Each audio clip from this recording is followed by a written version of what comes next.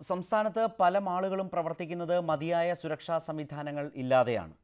9 theatre അടക്കം പ്രവർത്തിക്കുന്ന കൊച്ചിയിലെ സെൻട്രൽ മാളിന് ഫയർ NOC ഇല്ല. നഗരസഭ നൽകിയ താൽക്കാലിക പ്രവർത്തന അനുമതിയിലാണ് മാൾ പ്രവർത്തിക്കുന്നത്.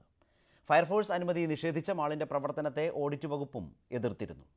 കെട്ടിട നിർമ്മാണ ചട്ടം ലംഘിച്ചു നിർമ്മിച്ചതിനാൽ സെൻട്രൽ മാളിന് 2014 കൊച്ചി നഗരസഭ പ്രവർത്തനാനുമതി നിഷേധിച്ചിരുന്നു. ഇതിനെ തുടർന്ന് ഇവർ ഹൈക്കോടതിയെ സമീപിച്ചു. ഹൈക്കോടതി 3 ആഴ്ചത്തേക്ക് നഗരസഭാ നടപടി മരവിപ്പിച്ചു. ഇതിന്റെ പശ്ചാത്തലത്തിൽ സെൻട്രൽ മാളിന് നഗരസഭ താൽക്കാലിക അനുമതി നൽകി. പിന്നീട് കഴിഞ്ഞ വർഷം കേസിൽ ഹൈക്കോടതി അന്തിമ വിധി പുറപ്പെടുവിച്ചു. ഫയർഫോഴ്സ് വകുപ്പിന്റെ തീരുമാനപ്രകാരം നടപടി സ്വീകരിക്കാം എന്നായിരുന്നു ഉത്തരവ്. ഇതോടെ നഗരസഭയുടെ താൽക്കാലിക അനുമതിക്കുള്ള സാധ്യത നഷ്ടമായി. അനുമതി നിഷേധിച്ചുകൊണ്ട് ഫയർഫോഴ്സിന്റെ ഉത്തരവും പിന്നാലെ വന്നു.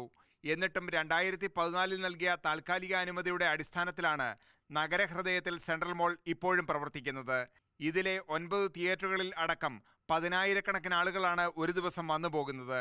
അത്യാഹിതമുണ്ടായാൽ വലിയ തോതിലുള്ള ആൾനാശമുണ്ടാകും. പ്രശ്നത്തിൽ നടപടി സ്വീകരിക്കുമെന്ന് മേയർ സൗമിനി ജെയിനും അറിയിച്ചു. തീർച്ചയായിട്ടും ജനങ്ങളുടെ ഒരു സേഫ്റ്റി എന്ന് പറയുന്നത് അതുതന്നെയാണ് കോർപ്പറേഷൻ്റെയും അതുപോലെ ഇതിൻ്റെ ബന്ധപ്പെട്ട എല്ലാ ഉദ്യോഗസ്ഥരുടെയും ഒരു മുഖ്യമായിട്ടുള്ള കൺസേൺ. അപ്പോൾ അതനുസരിച്ച് തന്നെ കാര്യങ്ങൾ മുമ്പോട്ട് കൊണ്ടുപോവുകയുള്ളൂ. സുരക്ഷയ്ക്കും പൊതുതാൽപര്യത്തിനുമെതിരായി ഈ കെട്ടിടം പ്രവർത്തിച്ചാൽ നഗരസഭാ സെക്രട്ടറിയും ബന്ധപ്പെട്ട ഉദ്യോഗസ്ഥരും ഉത്തരവാദിയായിരിക്കുമെന്നാണ് ഓഡിറ്റ് റിപ്പോർട്ടിൽ പറയുന്നത്. N. ശ്രീനാഥ്, News 18 കൊച്ചി.